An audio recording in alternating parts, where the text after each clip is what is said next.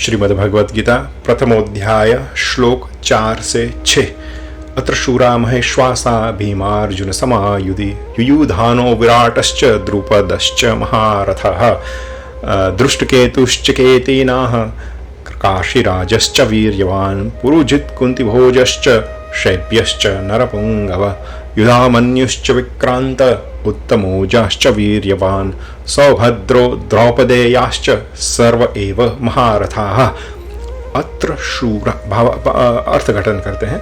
अत्र शूरा महेश्वासा, यहाँ शूरा, अत्र यहाँ शूरा शूरवीर, महेश्वासा ईश्वासा यानी जिससे बड़े बड़े, जैसे धनुष, ईश्वासा धनुष, महेश्वासा महाधनुष, भीमार्जुन समायुधि भीम अर्जुन के समान युद्ध करने वाले, युयुधानो विराटश्च, युयुधान यानी कि सात्यकी, विराटश्च राजा विराट, द्रुपदश्च राजा द्रुपद, महारथ सब महारथी है।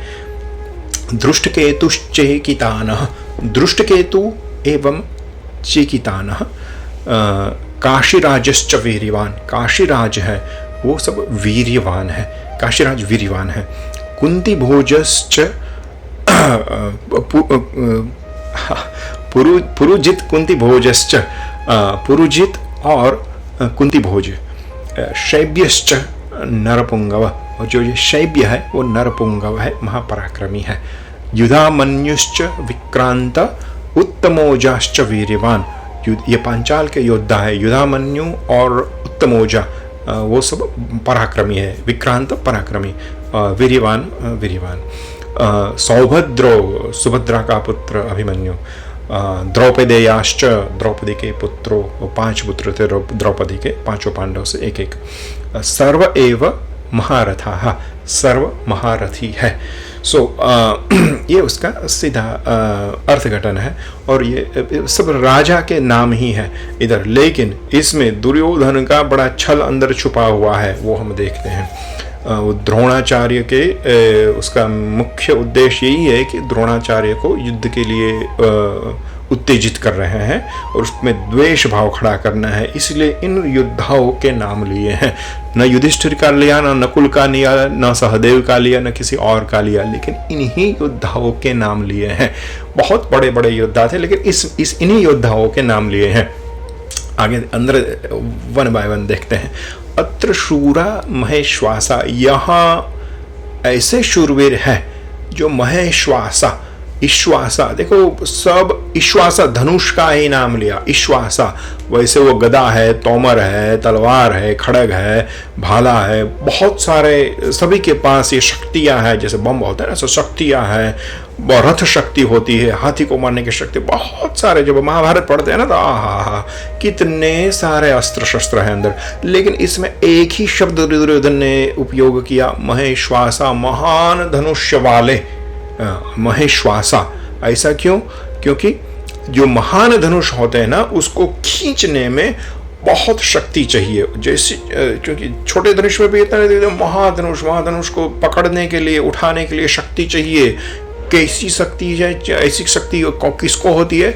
भीमार्जुन समायुधि, भीम में अति शक्ति है, और अर्जुन बाण विद्या में एक नंबर 1 है, ऐसा है। तो ये भीम की जैसी शक्ति वाले, अर्जुन समान योद्धा, जिसको वो बाण, जैसे बाण फेंकने में, धनुर्विद्या में प्रवीण, ऐसे शूरवीर योद्धा है। भीमार्जुन समायुधि, युद्ध में भीम और अर्जुन के समान। अत्र शूरा महेश्वासा, महेश बाण उठा, धनुष को छोड़ने में ऐसे शूरवीर है भीम अर्जुन के समान, इसलिए धनुष का उपयोग नाम लिया दुर्योधन ने, बाकी कोई अस्त्र शस्त्र का नाम नहीं लिया। महेश्वासा क्योंकि उसको वो भीम की शक्ति और अर्जुन का ये धनुर्वेद है, वो उसका वो रेफरेंस को टाई कर रहा है इधर। महेश्वासा भीमार्जुन समायुधि, और भीम और अर्जुन के समान युद्ध करने वाले, लेकिन ये भीम का नाम सर्वप्रथम निकल गया उसके मुंह से, क्योंकि वो सभी कौरव भीम से बहुत डरे हुए थे, और भीमसेन जो बोलते हैं वो करते हैं। भीमसेन ने प्रतिज्ञा की है कि ये सभी कौरव सोए सो कौरव को वो अकेला मारेंगे। जैसे महाभारत का युद्ध प्रारंभ हुआ, उसके आगे सब मीटिंग्स थी, सब योद्धा कौरव सेना भी मिले थे अपने, और इस अपनी पांडव सेना में भी सभी मिले थे। तो जब पांडव सेना में सब बातें होती थी, स्ट्रैटेजीज डेवलप हो रही थी, तब सबने अपने अपने ले लिया। भीमसेन ने बोला ये सोए सो हमारे, ये इसको हम मारेंगे। सहदेव ने बोला ये शकुनी हमको हम मारेंगे। तो जिसका भाग होता था ना, उसको और कोई मारता नहीं था। अर्जुन ने भीष्म पितामह को ले लिया था, ऐसे कर्ण को ले लिया था। तो अगर कर्ण ये युधिष्ठिर के सामने एक बार आ गए, युधिष्ठिर को मारने का चांस मिल गया, तो युधिष्ठिर नहीं मारे, ये सब। तो उसी तरह ये भीम ने 100 कौरवों को अपने नाम लिख लिया था कि इस भीमार्जुन समा, इसलिए दुर्योधन को एक भय रहा था भीम का, भीमार्जुन समा, इससे पहला नाम उसका निकल गया, भीमार्जुन समा युधि। फिर आता है युयुधानो, युयुधानो यानी सात्यकी। देखो ये युद्ध न तो युधिष्ठिर का लिया ना किसी और का लिया, उस सेना में बड़े बड़े शूरवीर है। युयुधान यानी कि सात्यकी बड़ा शूरवीर है, लेकिन उसका नाम प्रथम लिया। क्यों लिया? क्योंकि वो द्रोण के हृदय में एक द्वेष भाव उत्पन्न करना चाहते थे। युयुधान है जो सात्यकी है, वो अर्जुन के शिष्य है, वो यादव है, यादव श्री भगवान श्री कृष्ण के वहां से आते हैं। तो वो टू एज स्वॉर्ड जिसे बोलते हैं ना, तो ये दोनों तरफ से द्रोण को बता रहे हैं उसका नाम लेके कि देखो, एक तो भगवान श्री कृष्ण ने नारायणी सेना हमारे नाम लिख दी है इधर, वो सब आ गए, लेकिन ये नहीं आया, सात्यकी इधर युयुधान नहीं आए। वो दूसरा, तो इसलिए वो उसको दंड तो देना चाहिए। दूसरा उसका उद्देश्य क्या है कि ये जो युयुधान है ना, वो अर्जुन का शिष्य है, तो जहां गुरु है वहीं पे ये शिष्य खड़ा है, ऐसा वो शिष्य है। लेकिन ये बोला नहीं है दुर्योधन, लेकिन उसका उद्देश्य यही है, लेकिन हे गुरु द्रोण, आपका जो प्रिय शिष्य अर्जुन है वो आज आपके सामने खड़ा है, आपके पास आके आपकी तरफ से नहीं लड़ रहा है, इसलिए वो ऐसा द्वेष उत्पन्न करने के लिए प्रथम नाम उसने लिया युयुधान। न युधिष्ठिर लिया न कोई लिया, क्योंकि युधिष्ठिर तो राजा है, उसका ही लेना चाहिए ना, वही मुख्य तो है सामने लड़ने के लिए। लेकिन युयुधान से प्रारंभ किया, न पांडव लिए, कोई और नहीं लिए, न शिखंडी लिया, न ये दृष्टद्युम्न लिया जो द्रोण का काल है, न उसका भी नाम नहीं लिया। ये युयुधानो वहां से प्रारंभ किया, क्योंकि वो गुरु शिष्य की परंपरा में जो सामने खड़ा है, आपके सामने युद्ध करने आया है, इसलिए आप अर्जुन को खास मारिए, ऐसा उसको द्वेष भाव खड़ा करना है। इसलिए प्रथम युयुधानो विराटश्च। अभी सिर्फ दुर्योधन को, ये द्रोण को उत्तेजित करने के लिए द्रुपद का नाम लेना चाहिए, लेकिन ये दुर्योधन भी बड़ा चालाक है। वो उसको लगता है कि मेरी चालाकी अगर द्रोण को पता चल जाएगी तो मेरी मैं जो ये वचनम ब्रवीत आगे बताया था वो नहीं रहेगा, इस द्रोण सीधा पकड़ लेंगे मेरे को कि ये तू इधर मेरे को उत्तेजित करने आया है। इसलिए वो बीच में बोलते हैं विराटश्च। ये विराट वही है जिसके लिए हमारी सेना में ये जो अपना जो सुशर्मा है वो अपमानित हुआ था, वहीं हम युद्ध हार गए थे। जब पांडव अज्ञातवास में थे तो विराट का युद्ध हुआ था, उसी समय इस विराट के वजह से ही आपको अर्जुन के बाणों से सम्मोहित होना पड़ा था। हम हार गए थे, हमारे कपड़े सब चुरा के अर्जुन सब ले गए थे, वो सब बड़ा अपमान हुआ था हमारा। तो ये विराट के लिए, विराट ही उसके सेंटर में है, इसलिए आप इसको मारिएगा। ये दूसरा क्या है। और फिर आता है द्रुपदश्च। वो ऐसे करके वो द्रुपद की जो पुरानी जो अपने शत्रुता है वो याद दिलाते हैं। जिस धीरे धीरे वो द्रोण को प्रज्वलित कर रहे हैं युद्ध के लिए। द्रुपदश्च महारथः, वो महारथी है, ऐसे ऐसे है ये सब। युयुधानो विराटश्च द्रुपदश्च महारथः, महारथी है। महारथी की भी एक व्याख्या है संस्कृत में। महारथी किसको बोलते हैं कि महारथी जो एक साथ 10,000 धनुर्धारियों को संचालन करता है, उसे ये महारथी बोलते हैं। और महारथी शास्त्र और शस्त्र दोनों में प्रवीण होता है, वो होता है, ये दोनों कंडीशन मीट होती है तो उसको बोलते हैं महारथी।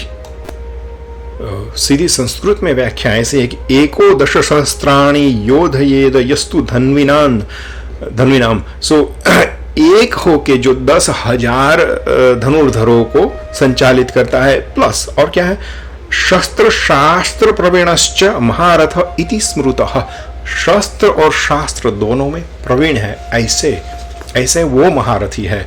आजकल हमें क्या होता है, जो शास्त्र में प्रवीण होता है वो सिर्फ शास्त्र एक दो मंत्र बोलते हैं, वही होता है, वो शस्त्र में प्रवीण नहीं होते। वो जो शस्त्र में प्रवीण होते हैं उसको शास्त्र से बहुत दूरी होती है, ऐसा अभी दिखता है। लेकिन हमारे संस्कृति में क्या है, जो शस्त्र शास्त्र दोनों में प्रवीण है, एक साथ 10-10 हजार धनुर्धारी का संचालन करते हैं, वो है महारथी। आगे दुर्योधन बोल दे दृष्ट केतु चेकितान। ये दृष्ट केतु, ये देखो, ये जो द्रोण भीष्म है ना, ये सब आर्य लोग हैं। आर्य वो जो दुष्ट लोग होते हैं ना, उसको मारने में लगे रहते हैं, उसको दंडित करते हैं। तो हमारी संस्कृति के अनुसार अगर कोई पिता का जिसने वध किया है वो शत्रु ही कहलाता है, जो अपने पिता का वध कर दे। तो ये जो शिशुपाल है, शिशुपाल, उसका वध श्री कृष्ण ने किया है। लेकिन शिशुपाल का लड़का कितना ऐसा है, गिरा हुआ है, अभी वो जिसके बाप को ही जिसने मार दिया उसी पक्ष में जाके खड़े हैं, ऐसे दुष्ट केतु है, तो आप इसको जरूर मारिएगा, ऐसा कहने का उसका भावार्थ है। क्योंकि दुष्ट केतु के पिता है शिशुपाल।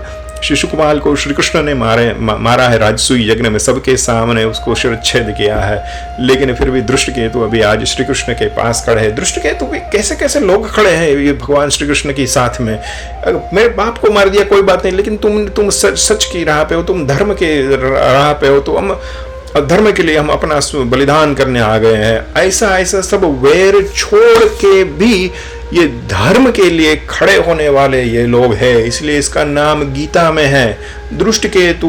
ऐसे लोग थे, अगर वो चाहते तो युद्ध से बाहर रह सकते थे, थोड़ा 10,000 हाथी भेज देते और अपना आने का जरूरत नहीं था। और आगे तो ये अपनी पुरानी वैर वृत्ति याद करके दुर्योधन के पक्ष में भी खड़े रह सकते थे, लेकिन धर्म के लिए वो सब भूल गए। एकता मिल गई, एकता है हमारे, ये दिखाता है कैसे कैसे लोग थे। दृष्ट केतु चेकितान, ये चेकितान है ना, वो यादव है, वो ये बलराम का बड़ा मित्र है। बलराम मेरे मित्र है, ये दुर्योधन का ये कहने का आशय है कि बलराम मेरे मित्र है, ये बलराम का मित्र चेकितान है। लेकिन भगवान श्री कृष्ण ने पूरी नारायणी सेना इधर भेजी है, लेकिन ये चेकितान नहीं आया, वो उधर रह गया, तो उसे भी आप उठा लेना, ऐसा कहने का उसका भावार्थ है। आगे बोलते हैं काशीराजश्च वीर्यवान, ये जो काशी के राज है बड़े वीरवान है, और ऐसे वीरवान लोगों के सामने अब जरा सावधानी से युद्ध करो, ऐसा आशय है दुर्योधन का। आगे है पुरुजित कुंती भोजश्च, ये पुरुजित और कुंती भोज ये दोनों कुंती माता के भाई है। वैसे वो युधिष्ठिर के मामा होते हैं, लेकिन वो ऐसे लोग हैं ना, ऐसे जो दुर्योधन जैसे लोग, वो टाइम पे अपना संबंध बना लेते हैं। वो बोलते हैं उसका मामा है तो मेरा भी मामा है, मामा हो के वो युधिष्ठिर के पक्ष में लड़ रहे हैं, तो ऐसे दुष्ट लोगों को भी आप मारिएगा। वो इसलिए उसको नाम लिया है कि पुरुजित कुंती भोजश्च शैब्यश्च नरपुंगव। ये जो शैब्य है, ये शैब्य है, ये युधिष्ठिर राजा के ससुर थे। सो युधिष्ठिर के तो संबंधी है, लेकिन हमारे भी संबंधी है, फिर भी वो उधर जाके खड़े हैं। युधिष्ठिर के काफी विवाह हुए थे, सभी पांडवों के अलग अलग विवाह हुए हैं, द्रौपदी के साथ हुआ है, उसके सिवा और बहुत पटरानियां थी। तो एक शैब्य की पुत्र के साथ भी युधिष्ठिर का विवाह हुआ था, इसलिए उस नाते वो ससुर होते हैं शैब्य राजा। तो ये शैब्य उधर खड़े हैं, वो मनुष्यों में बहुत बड़ा पराक्रमी और महान राजा है, नरपुंगव है ये शैब्यश्च नरपुंगव। आगे बोलते हैं युधामन्युश्च विक्रांत महापराक्रमी। ये युधामन्यु जो है, ये पांचाल देश के 2 योद्धा है, बड़े वीरवान ये है, ये युधामन्यु और उत्तमोजा, ये दोनों पांचाल देश के बहुत बड़े पराक्रमी योद्धा है। आप उसे भी देख लेना, क्योंकि ये दोनों है ना, ये दोनों अर्जुन के चक्र रक्षक है। चक्र रक्षक बोले तो जो रथ होता है उसके दोनों साइड के पहिए के रक्षण के अर्थ बड़े बड़े शूरवीर को रखते हैं। ये दाहिने वाले चक्र के रथ के पहिए के लिए एक शूरवीर रहता है, उसकी बड़ी सेना रहती है, ये उसका एक ही काम रहता है, सिर्फ इसी चक्र का रक्षण करना, इस चक्र को कोई मार ना दे, कोई तोड़ ना दे। और दूसरी तरफ दूसरा चक्र होता है, उसमें और एक बड़ा वीरवान व्यक्ति रहते हैं, योद्धा रहते हैं, काफ़ी युधिष्ठिर भी कभी जाते हैं तो कभी कभी नकुल और सहदेव को बनाते हैं चक्र रक्षक, ऐसे ऐसे ऐसे और इन ऐसे करके या ऐसा अर्जुन ऐसे निकलते हैं। तो इनका इतना बड़े बड़े योद्धा है, युधामन्युश्च विक्रांत उत्तमोजाश्च वीरिवान, ये दोनों है, उसको भी आप देख लेना। और आगे है सौभद्रो सुभद्रा का पुत्र अभिमन्यु, ये ऐसे महावीर है जिन्हें गर्भावस्था में ही चक्रव्यूह का सीख लिया है, तो इसका भी आप देख लेना। आगे बोलते द्रौपदेयाश्च, द्रौपदी के पुत्र। ये दुर्योधन चाहता तो द्रौपदी के पुत्रों का नाम ले सकता था, लेकिन उसने क्या किया, द्रौपदेयाश्च, ये कैसा क्यों, तो उसको याद दिलाना है कि ये द्रौपदी है ना, उसी ने मेरा अपमान किया था सभा में, तो इसी को आप तो खास देख लेना, क्योंकि मैं यहाँ का राजा हूँ और राजा को जो अपमानित करता है उसको दंडित आपको करना है। इसलिए द्रौपदेयाश्च, द्रौपदी के 5 पुत्र हुए थे, 5 पांडव से, युधिष्ठिर, भीम, अर्जुन, नकुल, सहदेव से क्रमशः प्रतिविंध्य, श्रुत सोम, सुत सोम, श्रुतकर्मा, शतानिक और श्रुतसेन, ये 5 पांडव से 5 द्रौपदी के पुत्र हुए थे। ये द्रौपदेयाश्च सर्व एव महारथा, ये सभी महारथी है। सो इन चुनिंदे महारथियों के नाम लेके दुर्योधन का एक ही आशय है। दुर्योधन को लगता है कि द्रोण को पांडव सेना पे, पांडवों के ऊपर थोड़ा प्रेम है और उसको उत्तेजित करने के लिए, उसको द्वेष जगाने के लिए दुर्योधन ऐसे ऐसे बोलता है, इसलिए इन सब का वर्णन कर रहा है वो। और जैसे आगे के श्लोक में आया था वचनम ब्रवीत, ये जो राजा वचन, गंभीर अर्थपूर्ण वचन बोले हैं, उसका असर भी कुछ रहा होगा, क्योंकि जब इस महाभारत का ये जो युद्ध समाप्त हुआ उस समय तक जो इसमें जो नाम लिए हैं, युयुधानो, अपने जो विराट है, विराट, द्रुपद है, ये दोनों द्रोण के हाथ मारे गए थे। विराट का, द्रुपद का, फिर पुरुजित, कुंती भोज, इन सब का ये द्रोण ने वध किया था। फिर जो अपने जो सौभद्र, अभिमन्यु है, वो भी द्रोण के चक्रव्यूह में ही आ गए थे। फिर जो द्रौपदी के 5 पुत्र है और युधामन्यु और उत्तमोजा, ये सभी लोग 18वें दिन युद्ध समाप्त होने के बाद अश्वत्थामा ने जो रात्रि में हल्ला किया था, उसी में ये सब अपने स्वधाम गए थे, वीरगति को प्राप्त हुए थे। सो ऐसे दुर्योधन ये सब महारथियों का नाम लेके विशेषताएं दिखा रहा है, द्रोण को जोश दिलाने का प्रयत्न कर रहा है और इसीलिए विशेषता दिखा रहा है। लेकिन ऐसी विशेषता दिखा गई भाई, उसको फिर अंदर से तो फिर लगता होगा कि अच्छा, ऐसी, दुर्योधन को ऐसा लगा कि ऐसी विशेषता तो मैंने दिखा दी, इसलिए जोश देना चाहता हूँ, लेकिन ऐसी विशेषता देख के कहीं द्रोण ऐसा ना सोच ले कि पांडव सेना में तो इतनी सारी विशेषता, इतने सारे योद्धा है, महावीर है, तो फिर तुम संधि ही कर लो दुर्योधन उससे, ऐसा भी उसको फिर सोच में आया। फिर ऐसी सोच आई तो फिर से उसने आगे के श्लोक बोले, वो हम आगे के श्लोक में देखेंगे। जय श्री कृष्ण।